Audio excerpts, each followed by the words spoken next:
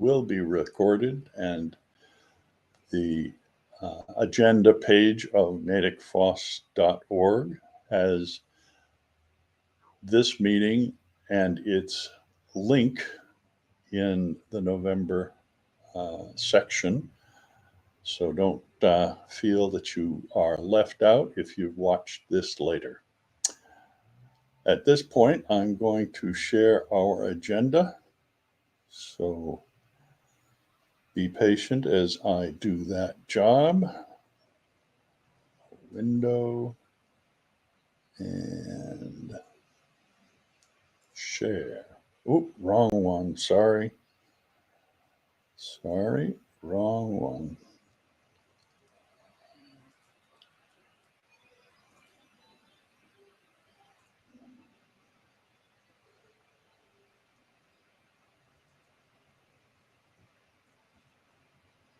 There it is.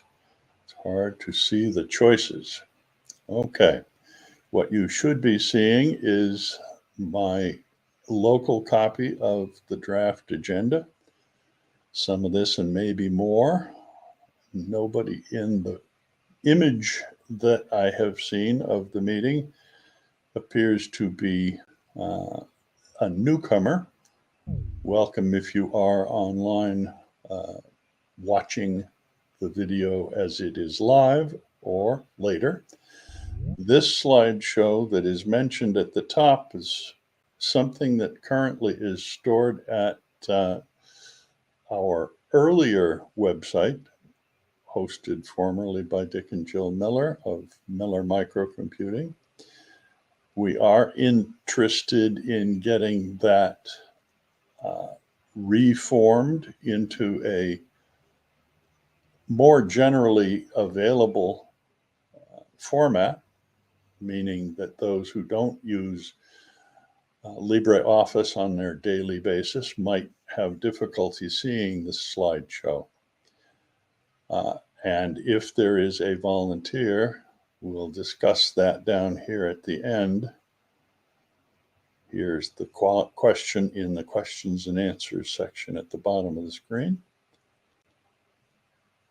We'll get to that when we get to it. All right. The news of the day. Let's see if we can quickly run through some of this. GNOME Foundation names a new executive director. And Holly Millian is now in charge of maintaining the maintenance, not of the software itself, but of how GNOME is processed and governed and leading to its success. GNOME is the underlying window management component of Ubuntu in its regular form. It's not the only window management desktop that we have. Some of us use the Unity, Ubuntu Unity. Some others use KDE, and not everybody actually uses Ubuntu. That's true. It is possible to run Linux as a multitude of different formats. GNOME is very well known, however, and it's nice to know that there's an executive director to lead the effort. WordPress has officially added the ability to use ActivityPub as a plugin that was available to those who ran their own servers in the past, but those of us who use WordPress.com for a blog can now also publish what we do for our blogging in an ActivityPub format. What that really means is that people who are on Mastodon can get your WordPress blog links and read what you have to say without having to have direct access. A lot of people find that blogging is a good way to write daily or monthly or weekly messages. And now those on the Fediverse, as expressed through Mastodon, can gain an active connection to the postings. That's kind of nice that one open source project can link to another open source project and everybody benefits. Has anybody done a WordPress blog that is one we can learn to follow? Okay. I do have one, but I have not actually linked back to my Mastodon account. Maybe I will do that for the next meeting. The third piece in our news section is that a long-running patent assault may finally be coming to an end. The Electronic Freedom Frontier Foundation, has published note that a landmark technology patent and its predecessor company, before Landmark Technology had it, have been using this thing as a cudgel to beat up on small companies that did online sales. They charge typically $65,000 if a homepage had an e-commerce link on it, and a small company would perhaps not fight it in court. But that patent threat has now been kind of wiped off the legal battles because of a ruling by a North Carolina federal judge. Finally, maybe, ending the extortion effort of a company that does not do anything with the technology of having a web sales of its own. It just was suing everybody up and down the line for having a web store. I personally am glad to hear that that kind of mess is done. Anybody else have a comment on that?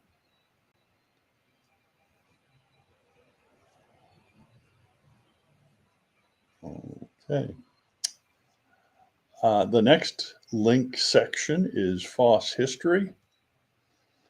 Debian is the long-standing, stable, community-driven GNU Linux distribution, and has been so successful as a stable distribution source that it's the underlying material that's used by a lot of other distributions, Ubuntu included.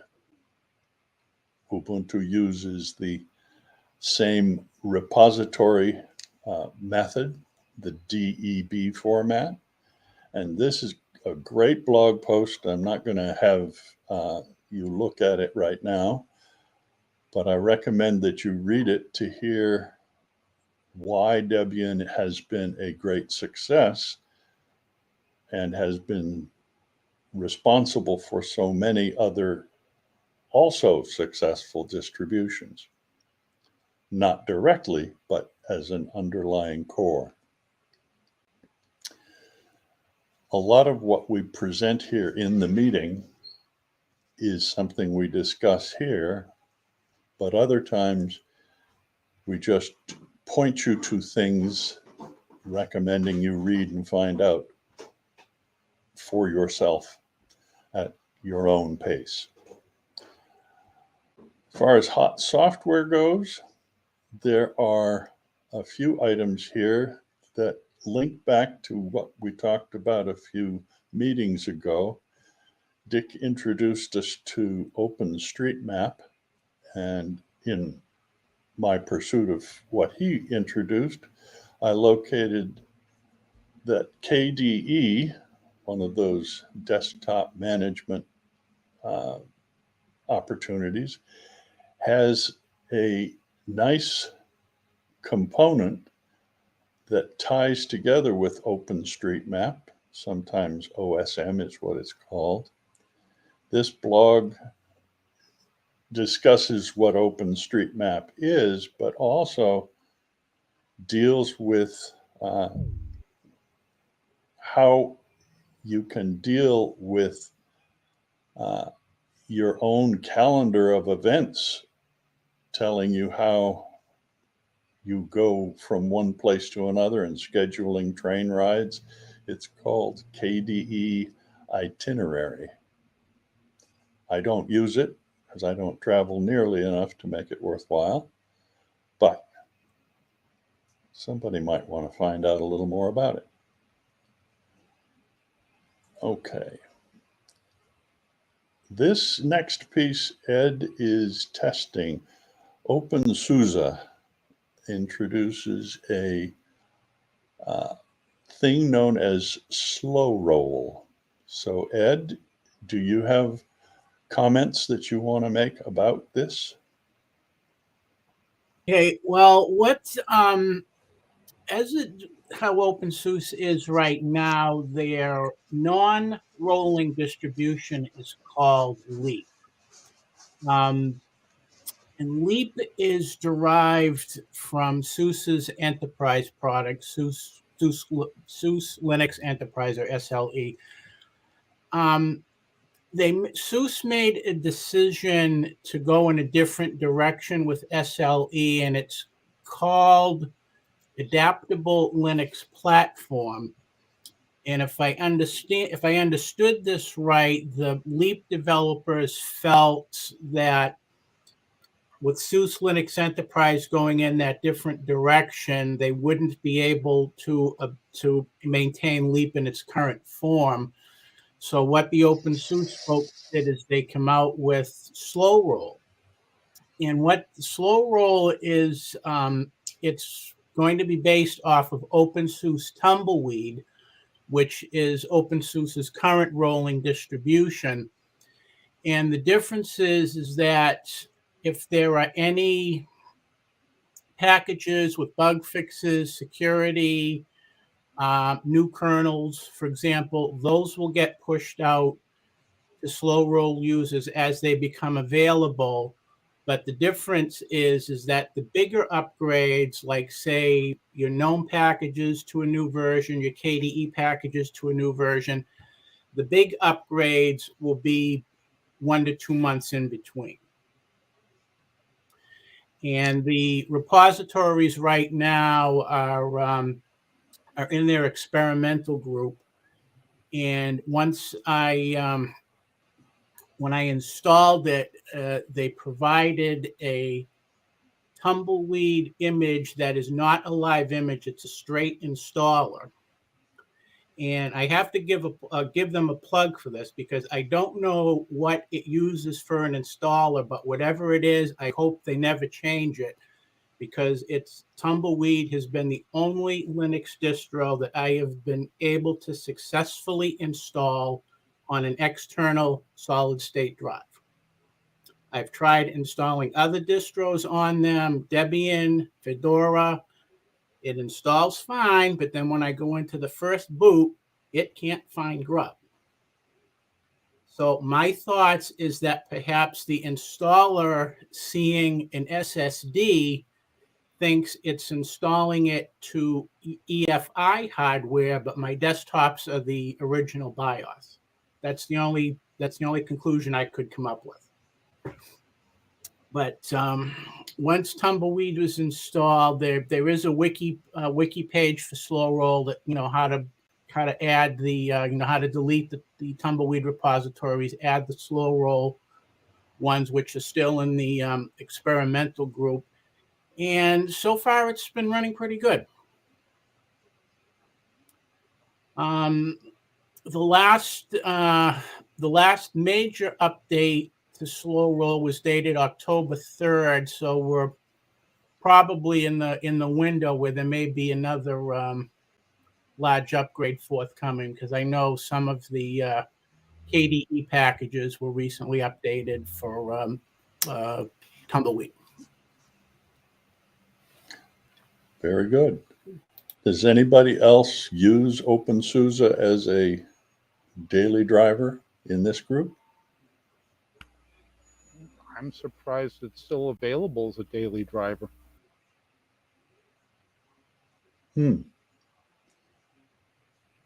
I have only used it peripherally, settling on the Kubuntu version of Ubuntu's distribution.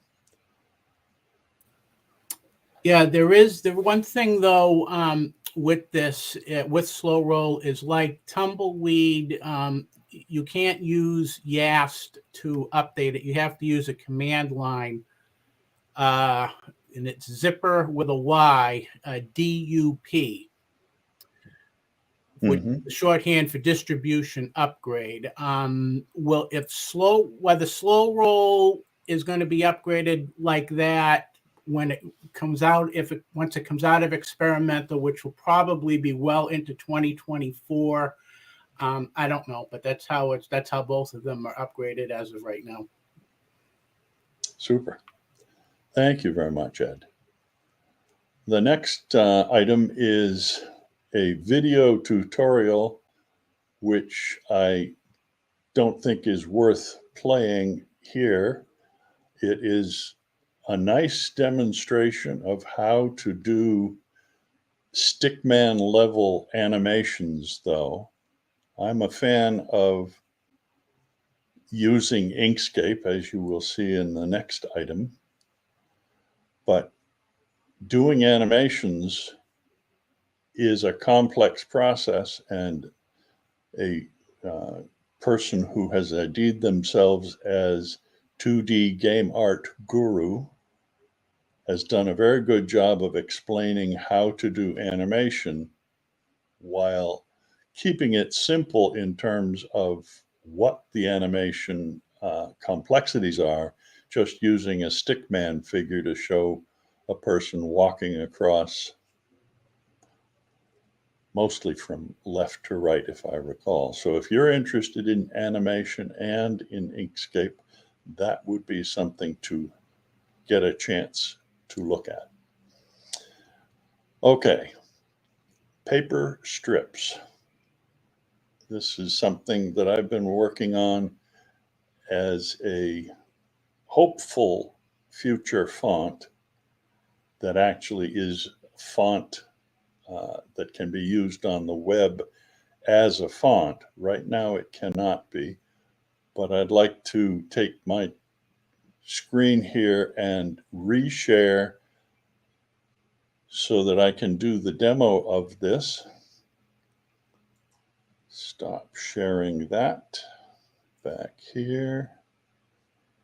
You're going to get a multitude of images because I have to share my whole screen to do the work I need to do. All right. Now, the screen I want to be on is my Inkscape. And the second one here is a version that I have done complete in Inkscape, but it's not really a complete final working version, just so you can see what it looks like. This is an attempt to create all the capital letters as if they were folded strips of paper. I'm going to zoom in on this and then roll up to the title and focus here on the letter P. And if you look carefully, you can see that my attempt so far involves yellow and a little hinted color going up to the top, crossing over as if the page, the strip of yellow paper had been folded, folding back down underneath twice more and coming back to the beginning. I object there are no holes in the yellow paper. In what sense? Good old-fashioned Western Electric, Oh, Western Union teletypes. yes, that would have been perhaps a very advanced version of this. I do realize that paper strip and paper tape aren't quite the same thing. I was thinking about a person who might have that sticky note paper. And if you imagine this to be strips of that sticky note paper that had been folded into letter shapes, this is what it would look like. And I'd just like to take you briefly through the process of making a single letter so that you can see how I wound up with that alphabet. Now, this is a design that I've made up so that I can show you my steps. It's not particularly involved. I hope I can get through it without too much trouble, and it took me quite a bit of experimentation, I'll admit, to get all the bits and pieces done. It did not all come together instantly, by the way. I started out just by trying to do the letter F, and here I have the completed letter. But what really kind of is the neat part is that any letter you want to make can be built by using a series of small overlapping parts. This being the vertical and or horizontal component. It's a long single stripe. And what I did was to turn on the view of the page grid. And the reason we're on full screen share is that I think you can see what I'm pulling down for a menu. Is that true? Is everybody seeing my menu? It is. Oh, It is. good. When I turn on the page grid, a bunch of little squares come in. And if you can see those little squares, they are like a graph paper. Right now, 2 squares wide is the width of a strip, 2 little squares wide. And the height of this strip matches this box outline, which is really just to help limit if you're going to create another letter that hasn't already been laid out. All letters but M and a couple of other odd ones like W are designed to fit inside this space. So I duplicate my part by doing Control D, and I drag it down and get myself organized to be able to make this in the right space. You'll note that it is possible also to zoom further in and change the grid size. In some situations, zooming in is a good thing because you can see where you've made a mistake easier. These pieces, I'm going to show you, have corners on them because I made them using the pen tool, which allows me to draw straight lines and or curved lines. A pen tool. And for the record, up here on the top right of my screen, I have my snapping turned on so that if I'm about to do a new piece, let me just illustrate drawing a new piece. The little X marks that I'm going to drop my grid, drop my point as I draw a straight line. It can be in between, but I don't want it to be. So I make sure that I have gone to the grid corner each time by looking for that faint X, which I hope most of you saw. Now, as you draw a new shape, it becomes an outline shape. You can choose any color you want. I wanted to be consistent as if using yellow notepad, so I made it yellow. And then I turned off the color by going over to the bottom left corner of the Inkscape controls and removing. I can look at my dots again, and if it were necessary, I could change the location of those dots. In this particular instance, I just wanted you to see the method by which this larger piece was made. And in fact, if I'm going to create a folded corner, I want to make sure that I have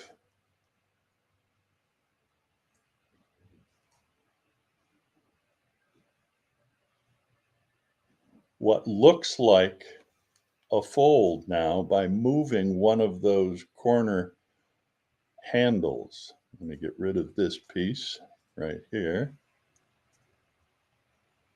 I'm tapping the delete key to get rid of it there. I'm going to duplicate this with Control D, and I'm going to flip it, and then I'm going to drag it over here. And I bet you can begin to see what letter I might be making next. I'm going to create another piece going across.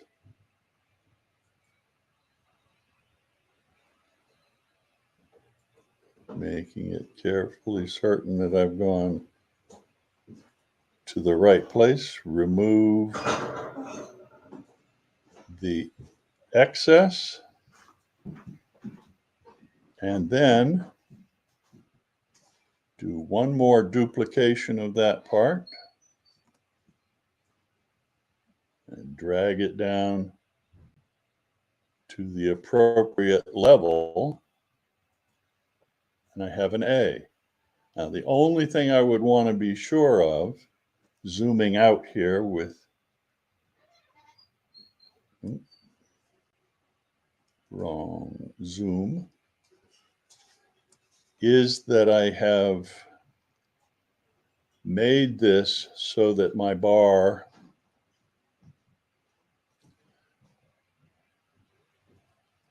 is at the right level.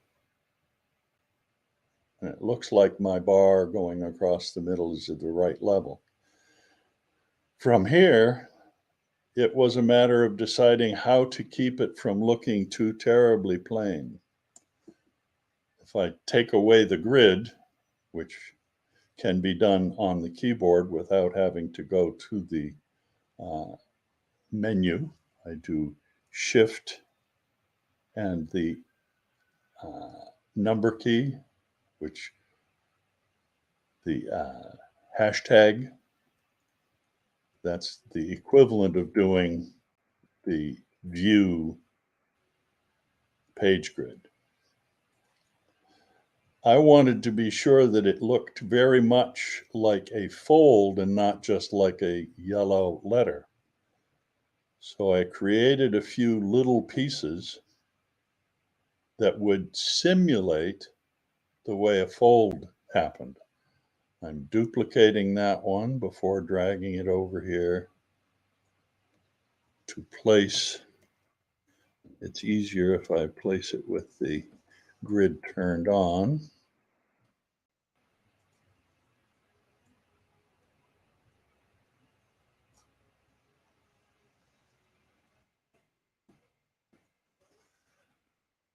That little bit of color kind of implies that there's a fold there. The problem is that it's backwards for this particular side. So let me move that one over here where it will be correct for the letter, and then duplicate and flip before taking it back over here.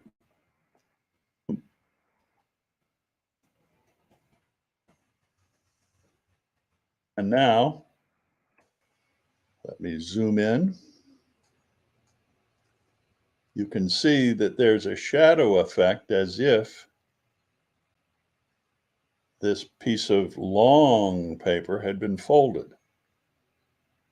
And the same thing is necessary at these 2 points. I have on the F a copy of another piece that I've created. It makes it easier on U if I do it this way. Carefully locating it, doing another, taking it over to where it belongs on the other side. The little shadow effect says, hey, the paper is running over here. This is a strip all by itself underneath these two.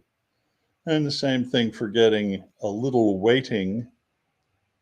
Duplicate this, carry it over there, duplicate again, carry it over here, and I wind up with the letter A. The last steps are to take that away and get a good look with the color turned, the grid turned off. I get a good look at the letter A and decide, yep, that works. It fits with the others. It's composed of a bunch of little parts, which I should combine together by doing Control G, which means group. And I can now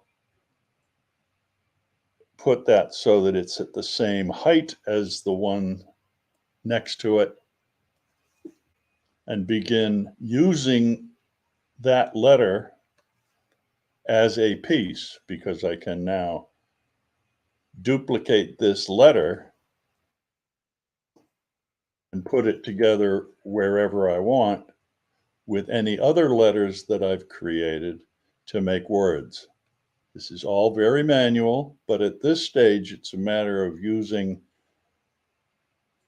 this other page and choosing the letters that you want. Copy, copy, copy, copy, copy, until you have the word letter, the letters for the words you want, and place them as part of an image, which you would then export to be included in a web page, like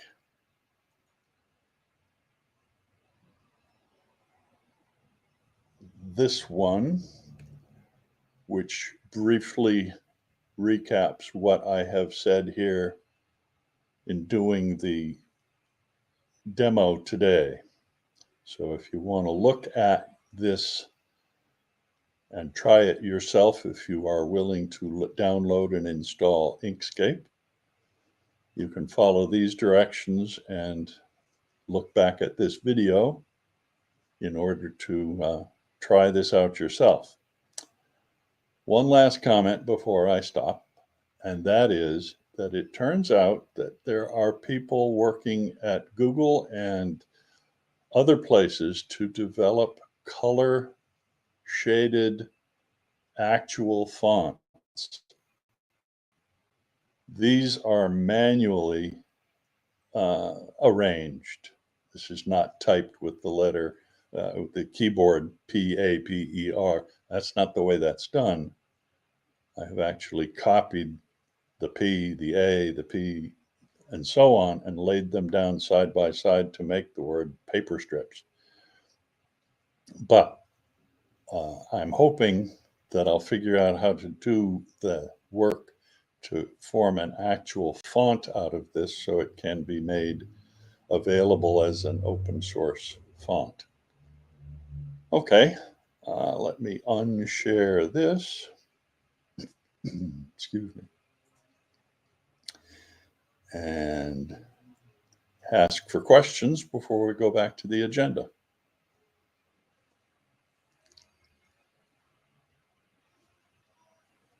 Dave has joined us, Dave Hunt. Unfortunately, Dave, this is very much a video issue. So until it becomes possible to have this be a real font, the exercise you did not see is unfortunately not available to you. Anybody else have comments or questions? All right. Then I'll share again so we see the agenda.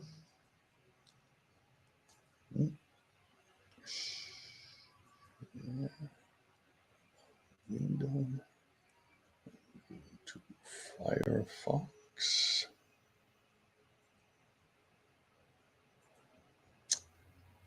And back to our agenda.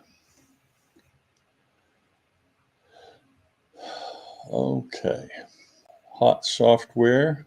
I don't know if this is of interest to most of the people here because by and large, we are an Ubuntu group with our organization kind of stuck with the Snap versions that are packaged software coming out of Ubuntu recently. But there is now apparently a GUI for Flatpak users in order to manage how those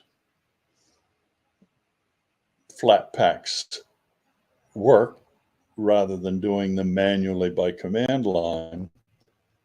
There's now a way to handle all the Flatpaks that are on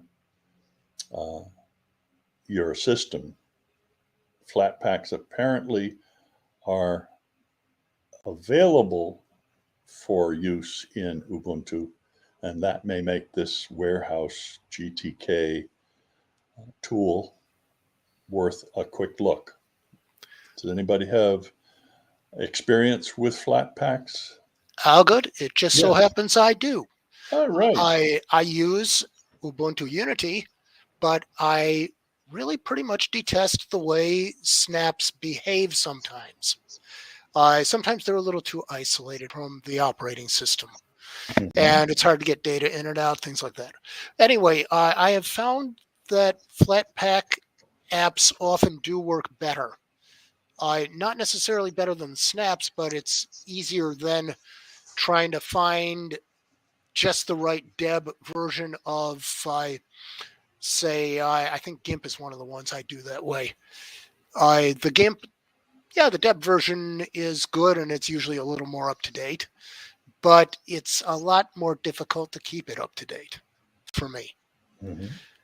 Because what's in the repository is always way behind because Ubuntu is so conservative.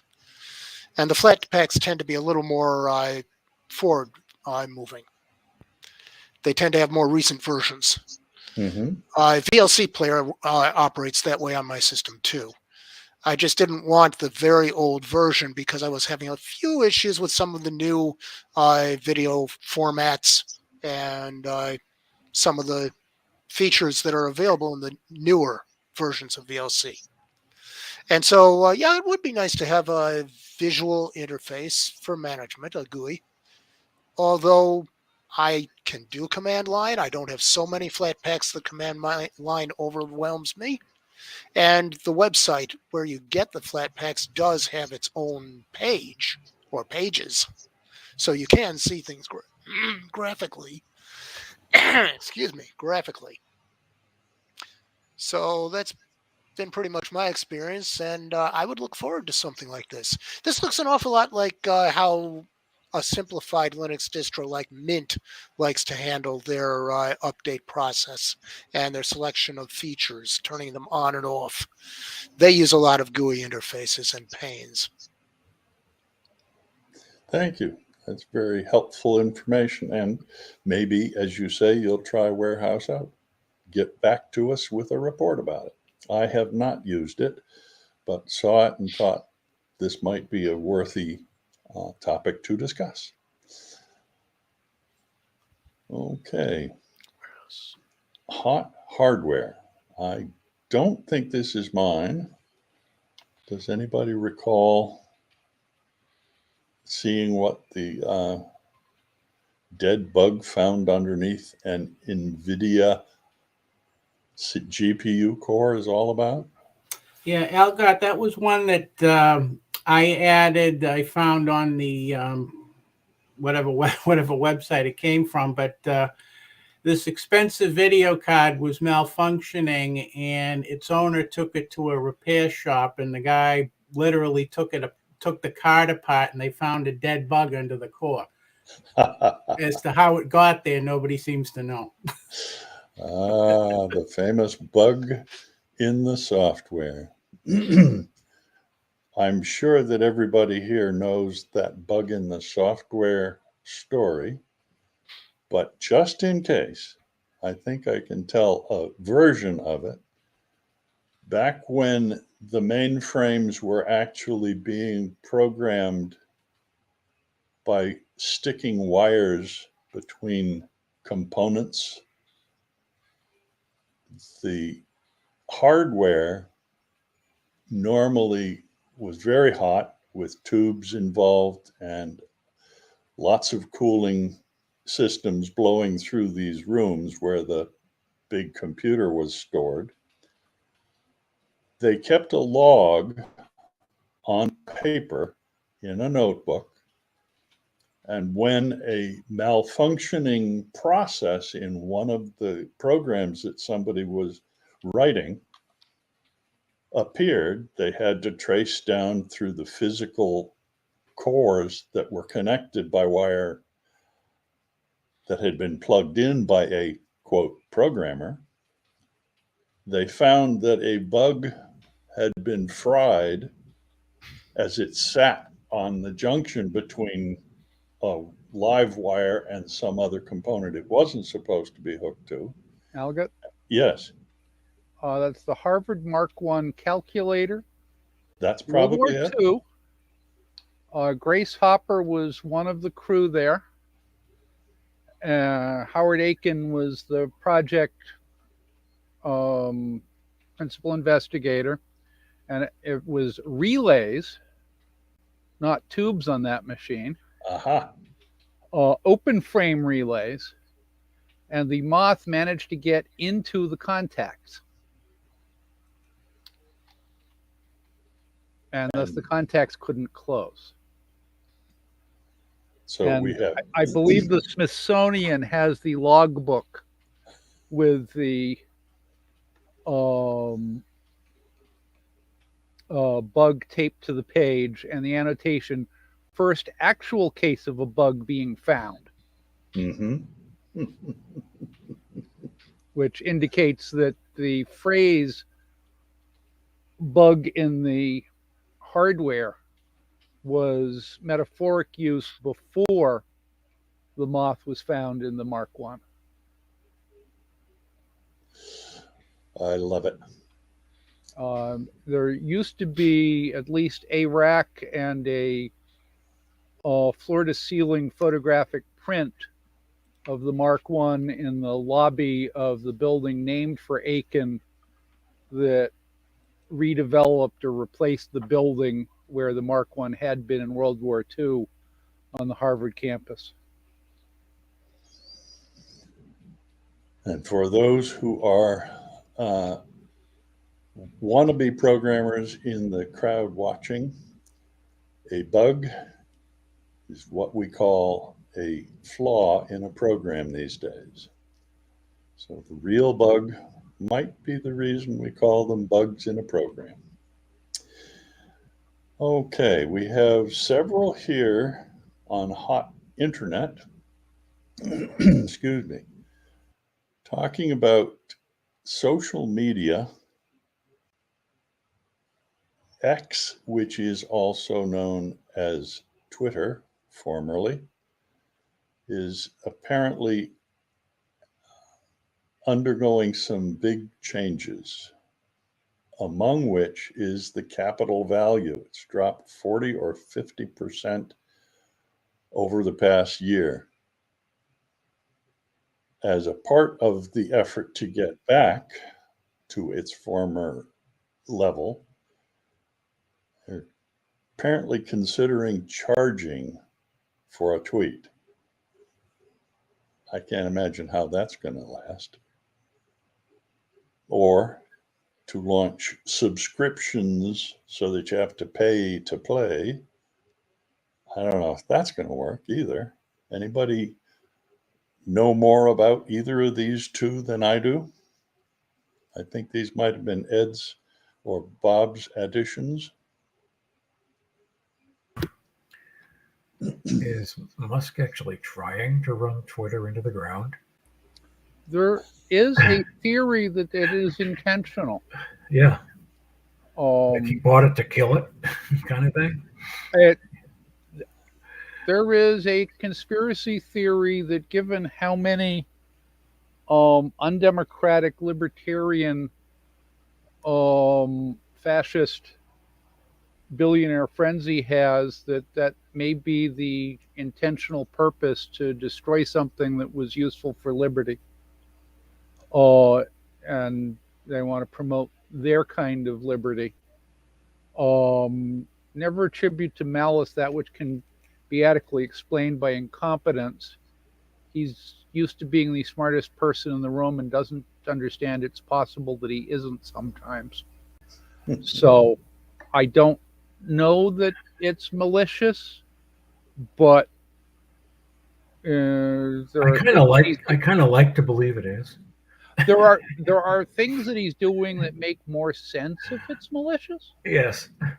That's what I'm thinking. Just because he was raised to think that apartheid wasn't such a bad thing, and he's a billionaire because he wrote incompetent banking software and he wants to do banking software again. There could be both malice and incompetence here simultaneously. I find it very interesting that he chose X as his intended logo. Oh, there's a simple explanation. When his original e-banking startup merged with PayPal, he lost the boardroom war for whether the surviving trademark would be PayPal or X. Since they didn't use the X trademark, he got it back, and he wants to use it again because his ego is tied to his original plan and his original trademark, and he wants to build the app that Thiel and the board wouldn't let him make PayPal into, because PayPal actually made money.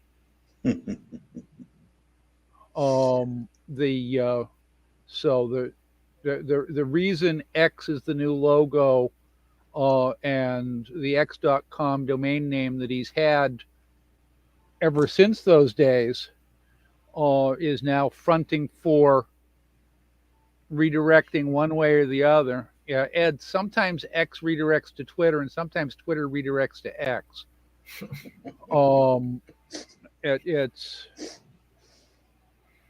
I'm just glad I'm not there anymore. he's letting he's letting his ego ruin his fortune. Oh.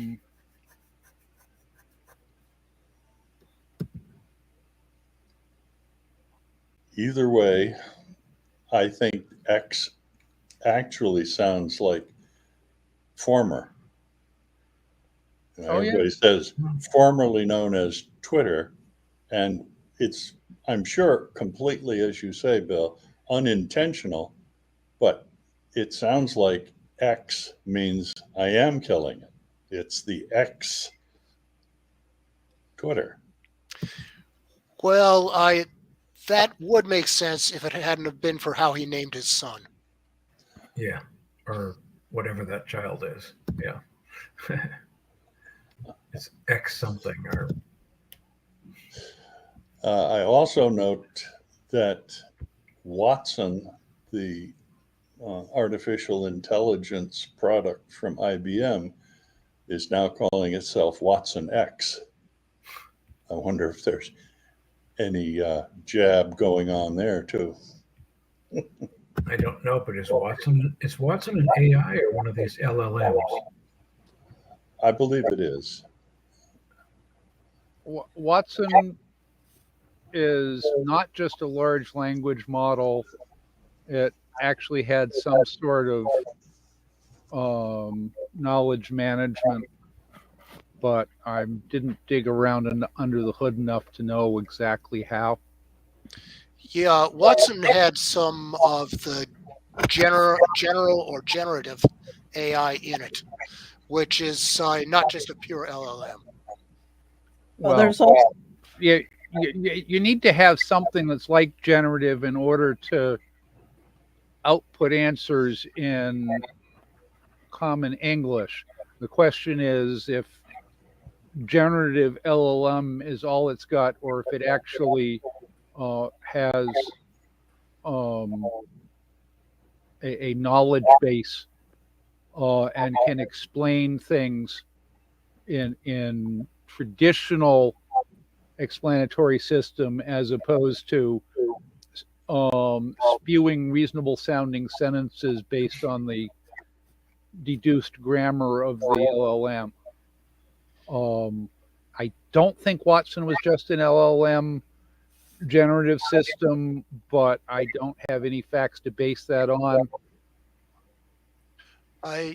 What I was trying to get across is the concept of general AI as opposed to these more specific generative AIs. Well, while on it appeared to be general artificial intelligence, well, when it was on Jeopardy, it sold for specific use cases where it'd be basically a cheaper way to build an expert system for your business domain. Okay. And back to Twitter and X and stuff. There is SpaceX, which seems to be doing okay. Yes, I mean there's he carries his trademark with him as a personal brand.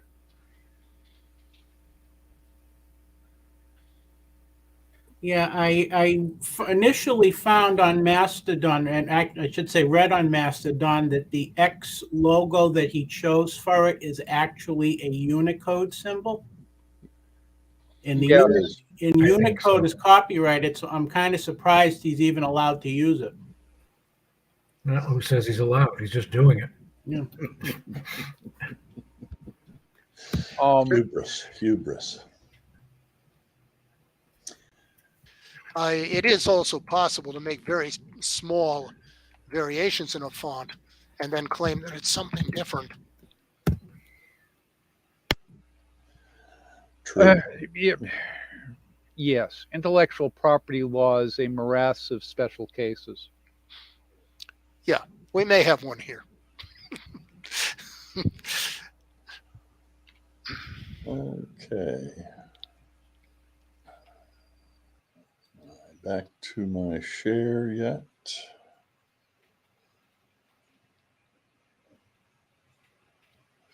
No, that's the wrong place to be.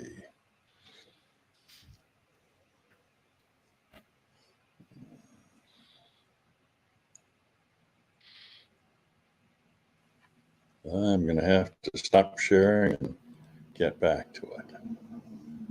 Okay. Share again. Window. Mozilla. All right. FCC, our Federal Communications Commission, has moved ahead with net neutrality rules. It's not a thing that everybody's happy with, obviously, a 3-2 party line vote. I'm hoping that this net neutrality will keep us from having things that eliminate part of the web. There's I think it's Google web something authenticity. I forget the particular term. I'll try to find it, or maybe somebody else will. They want to have some verification on top of verification so that your browser won't work if you go to a non-approved site. And the Free Software Foundation is very much engaged in trying to stop this thing from happening. Neutrality is an important thing to keep us able to just have people share their data, share their information, put their blogs up. If it's only a small group that work, then we're in real trouble, I think. We need the web to be broad, not constrained and restricted. Okay, anybody have a comment there? It's hot internet, but it's also privacy and freedom, obviously, which we talk about a lot. Yeah, there's a lot of overlap. Mm-hmm. Okay. Security, privacy, and freedom starts with Massachusetts suing Meta as the parent company of Facebook, Instagram, and so on for their attempts to market things to children that I don't think are sexual in nature, but like the McDonald's clown that used to be a big feature of McDonald's and now was considered to be an inappropriate use of children's desires. Ronald McDonald, the character, is not in use as a marketing tool, at least, and only shown occasionally at some of the older stores which had the game area, the play area. But 40 plus other states are suing Meta to prevent that child marketing. I'm going to try to bring up this site. And the first time I did, right in this center, there was a big overlay pop-up. This particular pop-up that you're seeing is an ad of some kind for Honor Foods, but initially I wasn't able to read this article because it popped up a please subscribe now over the whole screen, and there was no obvious way to get it to disappear. There was no X in it. Sometimes an ad contains an X, or a pop-up contains an X in the corner, and you can bypass it. Those kinds of sites are something that we have a concern about in our organization. And I'm going to drop back to the shared agenda and point out this little symbol that I've proposed to try to deal with site that is paywalled. This is supposed to be $2 signs against a brick wall. And while I was able on reload to get to the Boston Globe article, I know that if I have a New York Times article, it's paywalled. Almost always not possible to get to the full article after the first, say, 5 or 6 lines below the headline. Anybody else? I know Dick had this on his list of items. Do you have a comment, Dick?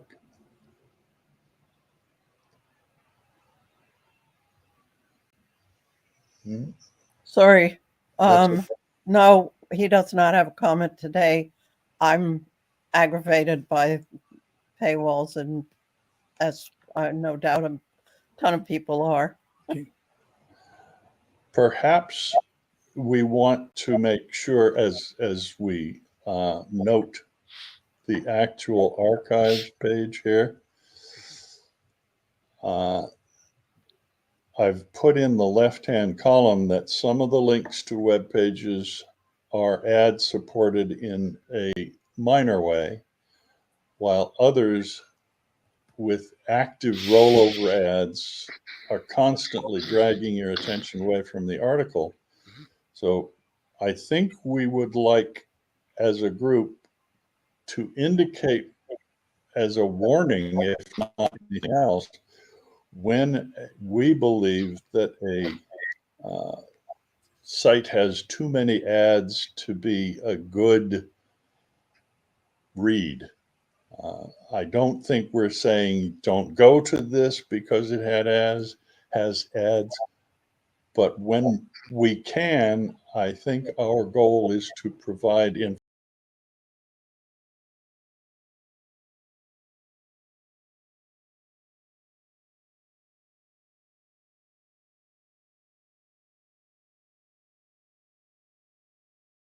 symbol that someone would like to read, but you can't get there Up here. without paying. I like it. I like Okay. your idea.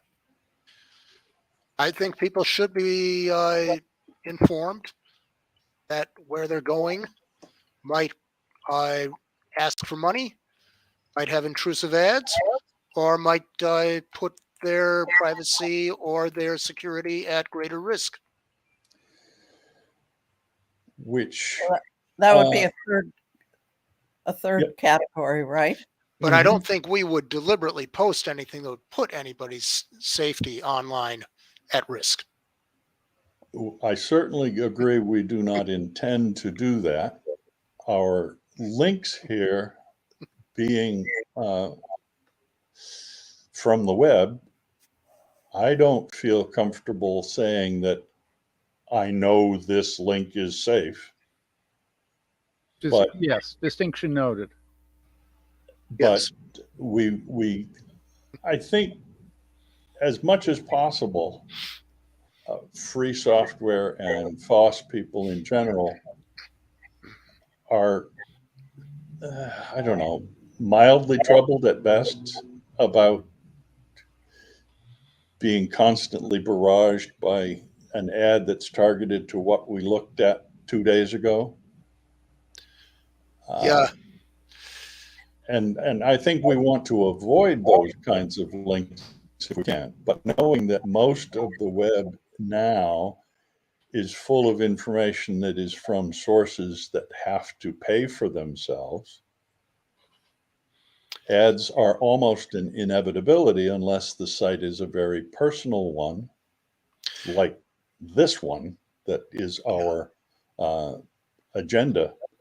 Well, just an anecdote. I proposed an item which did not make it into the agenda because it's more about Windows, where there were some sites that were Ziff Davis sites that could be very ad heavy. Then I found actually it was one of the originators of the rumor and one of the places that admitted it only was a rumor. And this was a site called NeoWin. They do have ads, but not on the scale of some of the Ziff Davis sites. Mhm. So when I select which link to use, I will take into account that some links are paywalled, some links are ad heavy, and there may be other links that are not so bad. And we appreciate that from all those who are submitting. We'll take good information from any source, but I think we want to make sure that if it is information that can be seen without ads, we'll go for those choices first. Yeah, we can do our best. Yep. And that's the most we can do is our best. Okay. But if we are in a position to warn our users, I think members and those who watch this who have no association with NatickFOSS, we do well to give them the hint that there's something going on they might not appreciate, and we'll warn them with these symbols if others don't come along that are better. As a group, we owe it to each other to protect the image of our group, the public-facing image. Yes. And also just not waste our time with a link that isn't the most readable. Correct. Although in reader mode with ad blocking, a lot of links are quite readable. Yes. Okay, Algot, quick question. For those of us who go on to GitLab and add these to the agenda, how do you want these marked? Like maybe put $ and then ADS in parentheses or in brackets? You can stick in a specific link that works the same way as an ordinary link, but it goes to images and paywall.png and images. I think it's, I'll talk to those who have that Did I drop off? that capability, the Did I fall board off the members, network? No. and I'll post a method. But you can put these symbols directly into the code so that they show up. Yeah, how to do that might have a little sticky on the site eventually. Right.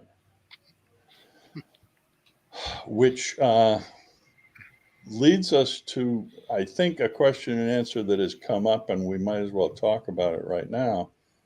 Ad blockers. Ad blockers have some success, but apparently YouTube as a particular version of ad blocker aggression is dealing strangely with our ability to avoid them. I watch videos on YouTube, including those that are from this group, and I don't remember seeing endless ads on this particular channel, but on some of the channels I see ads and ads and ads. A lot of them are active rollover ads so that they draw attention away from the actual product or interrupt the presentation that somebody's making on a negative way. And there appears to be a crackdown. Both Ed and Dick had comments about YouTube's aggressive techniques to say, no, you can't use an ad blocker. You can't use one.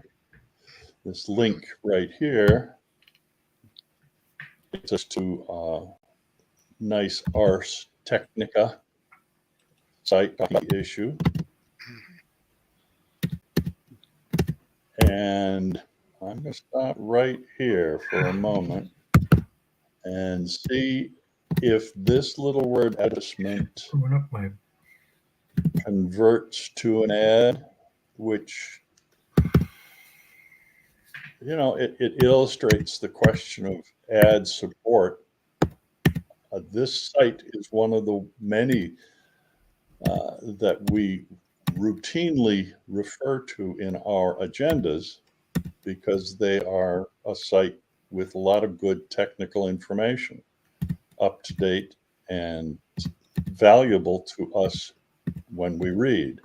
Oh, there's the ad. A Marca Prosecco. Gone while I focus on it. And now Priscilla Sofia Coppola. That's irritating, but not horrible. Now, So I will read through this, and I think that there are ad blockers that can take care of this. So, comments? Yeah, I would I don't suggest use an ad blocker at the moment. I would suggest on a site like this, reader mode in your browser. You have to add it into Chromium, but it's native to Firefox and Edge. So I don't think any of these sites say you can't use reader mode. Not yet. What is reader mode? It removes the graphics so you can read the article. Text. Under Sometimes the darned ad blocker removes pictures that I want to see that are related to the article. That can happen with reader mode as well. It tries to avoid it, but it doesn't always. Mm-hmm. So what I usually do is just take a look, see if there are some pictures that are related to the article, and I then decide when and whether to use the reader mode. in Firefox, for those who haven't encountered it, reader mode is available under the View menu, or with Control-Alt+R will drop you into reader mode. Which browser is that? That's the Firefox. And this is what my browser is showing when I drop into reader mode. It's more a centered column designed to be just those parts of the article that are text or components of the article itself. And I don't see any ads showing on this screen at the moment. But that is at least for most pages, but I suspect there's no such thing as a reader mode for YouTube. In any case, closest thing to a reader mode for YouTube. Closest thing to reader mode for YouTube is music mode, where it doesn't try to stream you pictures because there aren't any.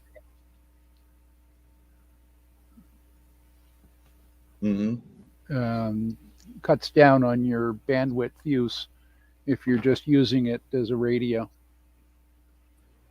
I have found that YouTube, it pops up that message and I just press the X on it and it goes away and I can watch the video without the ads and without it popping up again in that video. but as soon as I go to the next one, it pops it up again.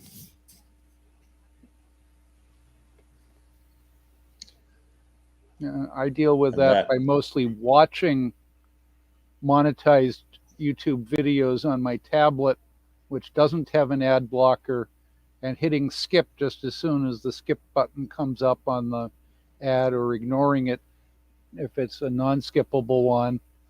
And I only run into this pop-up if I'm trying to leave a comment using the real computer's real keyboard. Uh-huh. Yeah, there are videos where the person or the person that's creating the videos puts ads into it, which is annoying, but I figured they gotta make their money. Yes, yeah, that's a separate thing. But supposedly, if the channel is monetized such that the creator is getting a cut of the ad revenue, they can mark in their video where the right spots for the insertions are, which are at the chapter breaks. And if the ads are interrupting sentences of the YouTube creator's been lazy and hasn't set insertion points. Right. But that could just be because they're new to getting monetized, and it's a process. Okay. This is going to be an ongoing battle, I'm quite sure. And I would love it if somebody would, who is an ad block user, would consider doing a talk, a demo on the various ones that they've tried and what they settled on and why for one of the future meetings. So if you're thinking about getting that kind of thing in view of our entire membership and viewer list, consider doing that.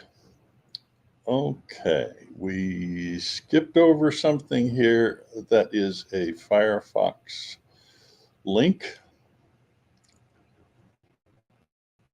And if you go to a site that says, hey, I've got a bunch of reviews, how do you know that the reviews are actual good reviews? Apparently, Firefox has begun to figure out a way to find out a particular set of reviews are not real. I haven't seen this in use. I haven't tried it yet. Other things have been in my life, but it sounds like a good thing that Firefox is, doing for us. Firefox sends to be one of those browsers that has a positive reputation for doing more good than harm. But being able to decide whether the reviews are actual people with serious reviews or just a bunch of large language model dumpings. So if you have a chance, I recommend that you take a look at this link and figure out if it's a good thing for you as well as for other users in the group. So are you saying that this Anybody? one will, are you saying that Go ahead. this will catch AI reviews, but not, for instance, if somebody just has a grudge against a particular place or a disgruntled ex-employee or something. Well, I don't see that how it puts could catch that. Pardon? I don't see how it could catch that because, I mean, Right. how is it supposed to know what's a real or just not even disgruntled anybody? Some people just write fake reviews, and there's no way you're going to spot them because they were written by a human. They're just, you know. Or the I'm sure owner. there are people out there who just like to give people ratings of 1 star. You know, it's AI is only as good as its training yeah, and I mean, its I don't see training how this could set work. and Yeah. its training data set. Its trainers and its training data set. Well, that's the same as real intelligence. We And- just have a and huge sometimes training worse. data set. Yeah, except AI is more sensitive to it than people. People do better filtering. People You're funny. people also ignore information they don't like, Yeah. so they're worse at getting trained. Yep. So, yeah. People will ignore or just actively resist putting it into their model if they don't like it. Yeah. True. Yeah. The AI isn't smart enough to do that. It will be interesting to Oops. It will be interesting to see how this effort plays out. I'm not sure whether it's up to our standards at the moment, but maybe a year from now, we'll be able to look back and say, wow, this was a waste of time. Or we'll look back and say, thank you, Firefox.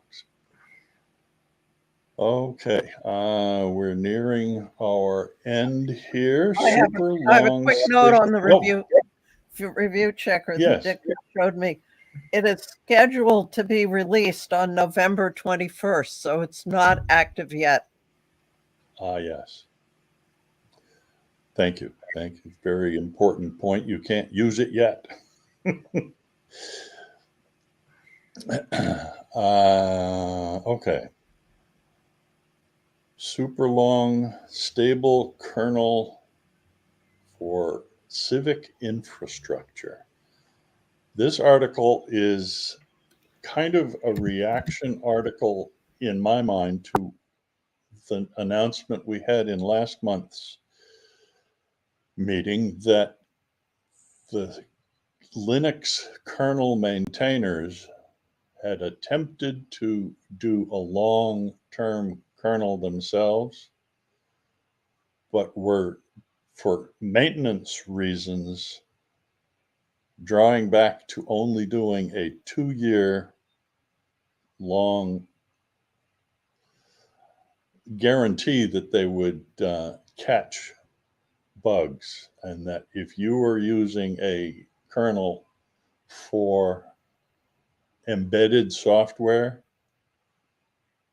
you should understand that your embedded software, depending on the Linux kernel, was not going to get upgrades beyond 2 years. Now, I think it's very important to recognize that there are systems that need a super long kernel. Electrical grid is one of the examples that I would point out. And this article discusses the need for that, and that there are people who are willing to put that work together for their civic infrastructure needs. It's not going to be, I think, available to anybody else, but for those specific purposes, somebody's on the ball, I hope. Too bad that it's only for people like that. I would love to have one for us people that are getting on in age and not as quick on the uptake when they change things. Very good point, Jill. Very good point. Is that not what the long-term stability releases are about? I believe Among that other is. things. I That is believe what that's they are. true. And I think the article from last month was talking about embedded uses of Linux as the kernel for things that would be in a TV for 20 years. Right. If That you is had a a TV that lasted that long. that is a very different use case. And yes, it's quite agreeable to have a super stable kernel and to have certain other things about the operating system that are immutable. Well, immutable and getting updates are two very different things. Yes. But Jill's point, the long-term stability release is still going to force you to upgrade in 5 years if you jump on it quickly, and 2 or 3 years if you wait to grab it, as long as I wait to see that it's stable before I grab it. So, Jill and I are still looking at having to do some relearning when we're 2 to 5 years older. They're not going to give us security patches on something that doesn't have features getting deleted every 2 to 5 years. Absolutely. Now we're down, I think, to our questions and answers. We've already dealt with the ad blocker issue to a degree, but we have the issue of our LibreOffice ODP version of What? the introductory slideshow. I think it was Bill who very quickly did a conversion of that into a PDF. Thank you very much. But the remaining question is whether or not PDF in its the PDF of the current version is in our long-term interest.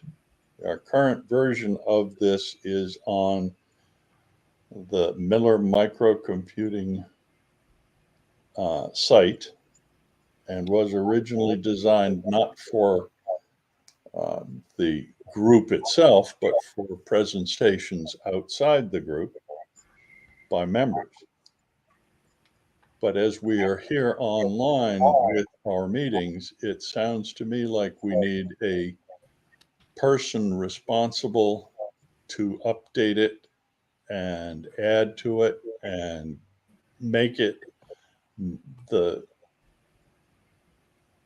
NatickFOSS version so that as changes come along, a new PDF can be made, not just taking the current one and making it permanent. That's sort of where I'm looking at. And the current one is starting to get a little long in the tooth. Probably, yes.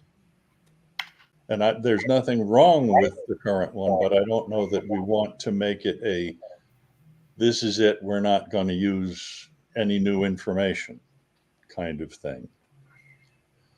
So I'm asking whether or not someone wants to take on that job of maintaining it so that Dick and Jill don't have to be the ones who keep it theirs, where it's easy for them to update it.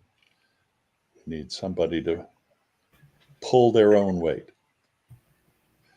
Okay. I'm sure we'll come up with something as a solution for that. So we're down to what I see as the last item. And someone on Ubuntu made an observation that in the newest,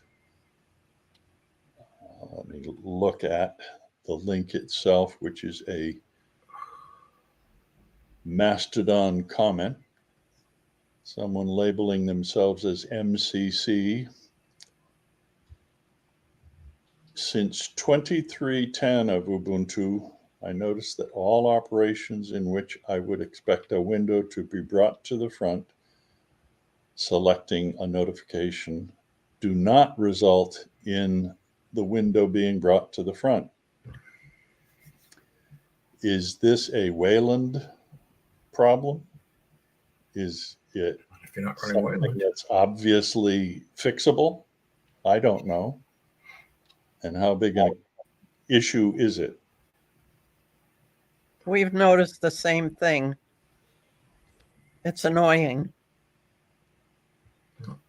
Can you go to your chooser and get to one of the other tabs on your, what's called the dash in Ubuntu?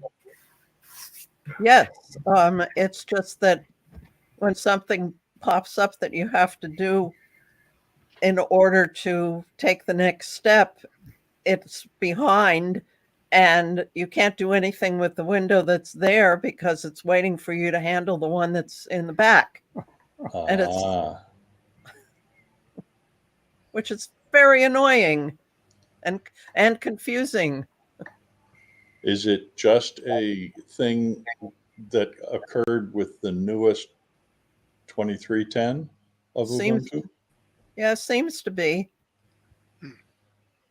I wonder if, I'm sure someone has put the question to the developers, but maybe not. I don't know. One would hope so.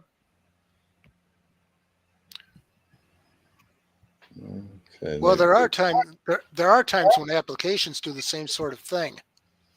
For example, if I'm doing something with ClamAV, there may be 3 windows on top of each other, and the smaller one gets behind the bigger one, but the smaller one has to be responded to.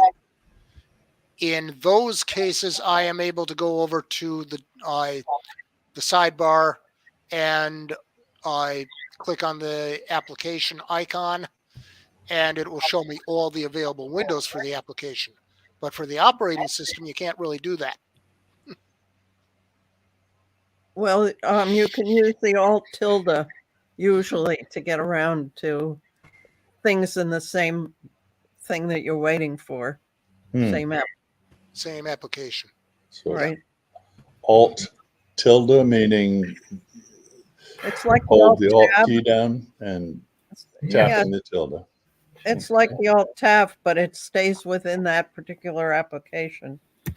Okay, so Alt tilde is within the application. Right. Is that a Whatever is the has the control of the screen at the time. Hmm. is that a Unity feature or a GNOME feature or an operating Well, system? It's at least an Ubuntu feature. I Okay. can't say about GNOME or Red Hat or anything else. Hmm. Maybe people who use those other versions of new Linux will give us feedback next month to let us know, or do remember that you can also become part of the discussion mailing list and drop comments there any time of the month, not having to wait for these monthly meetings. Okay. I'm surprised we got through all of the things we did so far, but we're only at about 4:30. Does anybody have things that we didn't bring up that they would like to share? The only thing I added was a brief mention of a difference between open source software and how people are now speculating about Windows 12. The speculation basically has to do with reading the tea leaves. Will it be a subscription? And both the possibility of a subscription and the fact that you have to rely on little snippets of code that leak out. We wouldn't be doing that in open source because we could go all the way in, look at all the code, and see what's going on. And maybe the developers would actually tell us. This also applies to artificial intelligence and large language models. They're becoming more and more opaque in guarding their trade secrets as it becomes more of a money thing. So you don't see how the models are working and how they're trained anymore. one of my other user groups had a 3-part talk about what's going on with ChatGPT. But anyway, what I'm pointing out is we in the open source community are probably not going to have to read the tea leaves about what's going to happen, say, with Ubuntu in 2024. We can look at the alphas.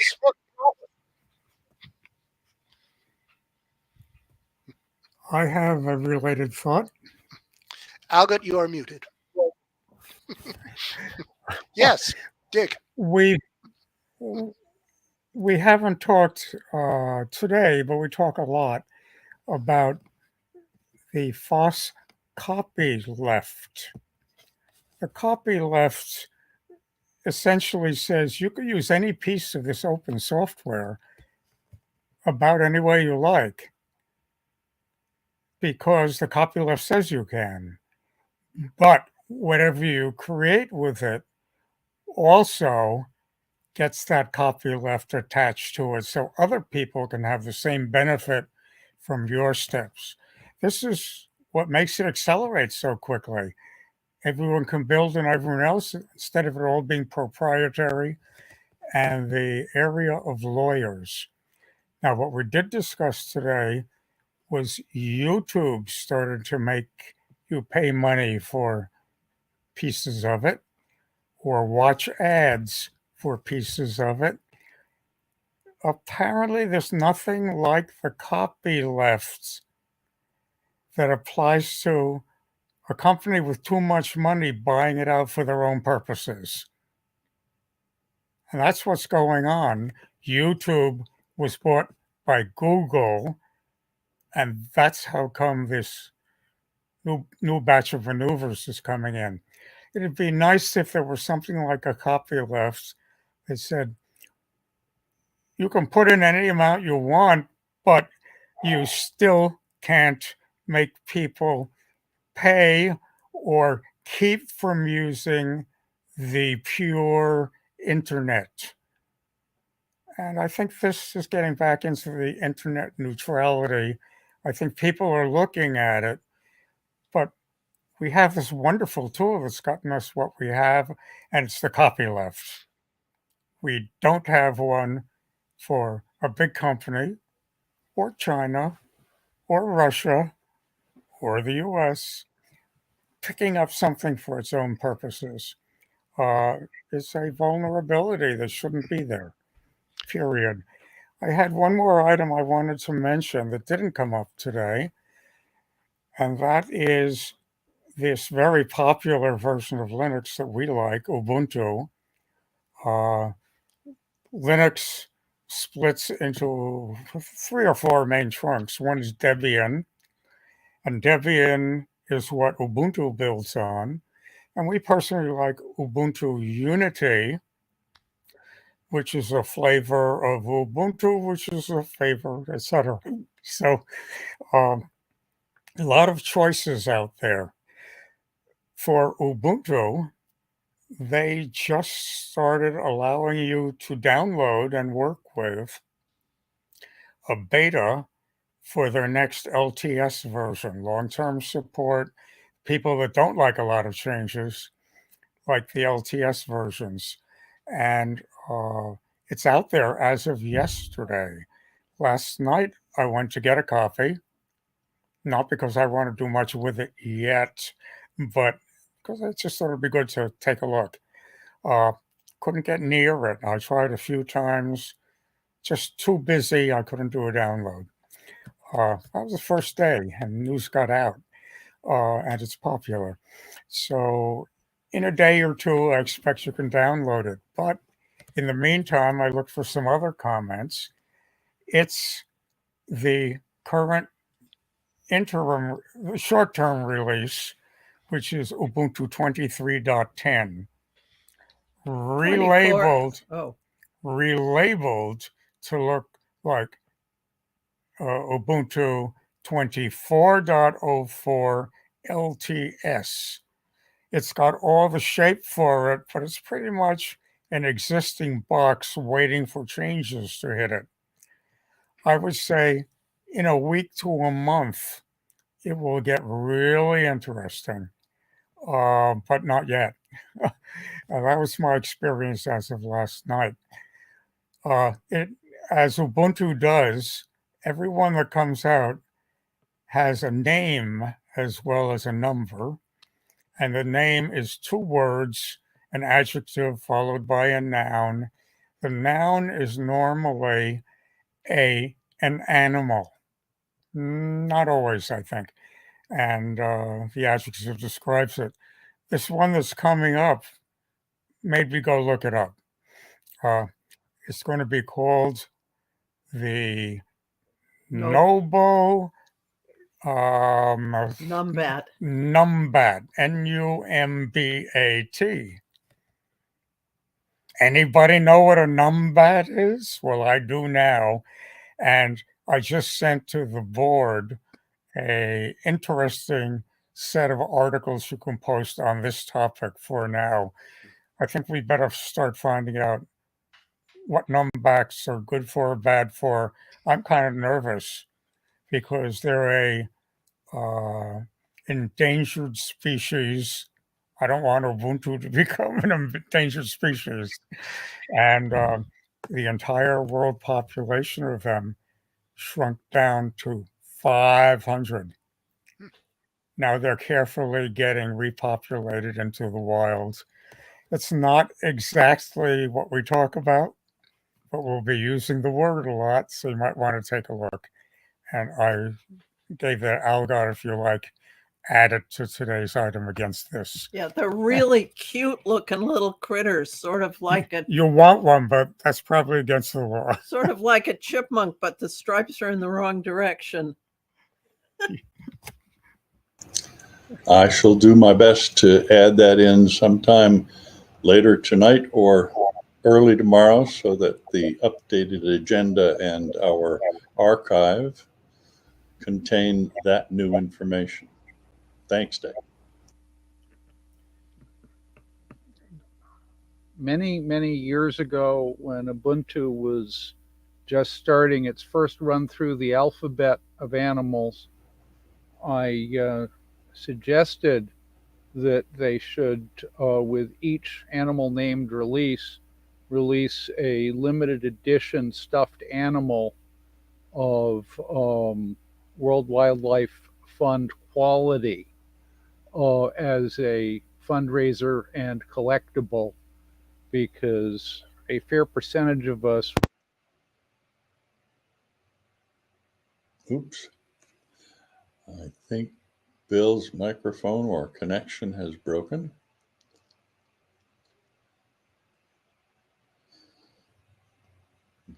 In any case, will he come back? Oh. Seems to be trying, flipping back and forth. I heard the same static. Yes, Ed. Bill's still there, just Yeah.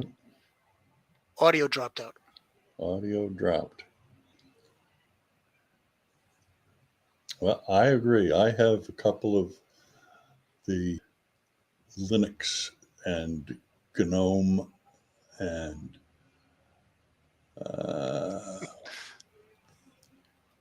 But yeah, there have been stuffed mascots. animals up on a deck beside me. Yeah, there have been stuffed animal mascots for quite a few things in Linux.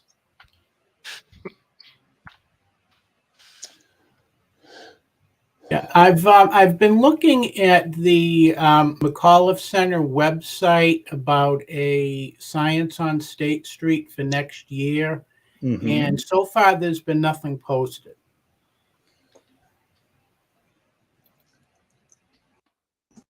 Would you like to be the person who is in charge of making that connection for the coming year, Ed?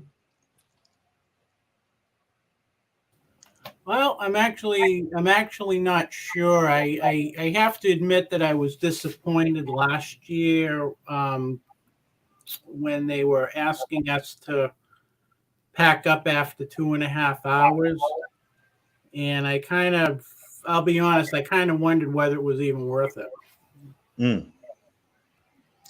Anybody else have memories that are better than that? I thought we had some very interested people. Yeah.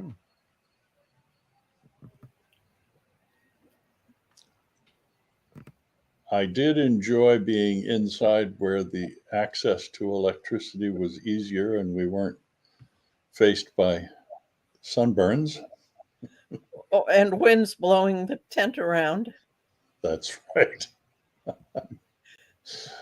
Oh dear. I think that it's a good idea to have public exposure like that, particularly now that we are doing our meetings mostly online. Is there, oh, I see that receiving is fine, muted the camera, and it's refusing to claim the camera back. Okay. That's Bill's chat note. Yeah, he was frozen already before then. And his link shows red. Yeah, I see it. Okay. Here we are then nearing the end of our excellent November meeting. Oh, Algot Dick said he has something else he'd like to mention. Oh, good. So might be good for somebody. We have two kinds of computer stuff. And as you know, we put together laptops and occasionally desktops. But we also have a lot of computer stuff that we wouldn't choose this year. If anybody likes to get Spare a part. big bunch of desktops, old keyboards, anything you can think of, I think we've got a room or two full of that sort of stuff we want to get rid of. So if you or someone you know might want to take those and put those together for somebody or for weird experiments or for art in the backyard, whatever, we're about to figure out how to get rid of a lot of that. And I'd be delighted if someone puts it to good use. I've always thought that old desktop cases with all the guts taken out and painted an interesting color would be a great cat hiding hole. Or for But I'm not going to do it. Or it would hold up to 3 numbats. That's right.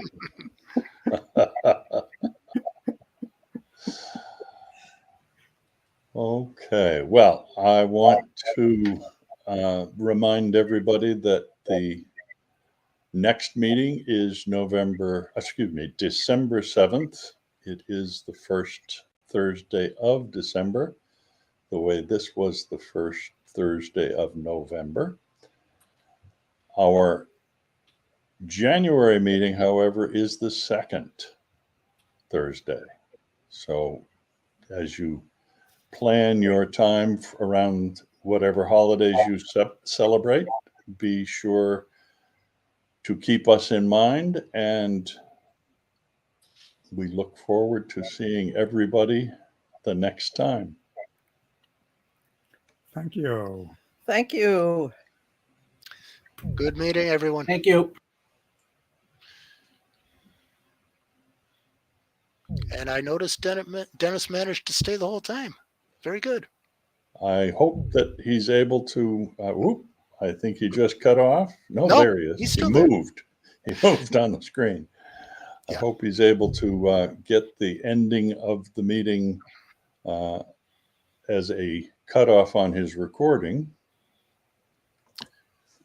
Okay. So, thank you, Bob, and everybody else that has left already. Yeah. Okay. Time to go. Bye-bye.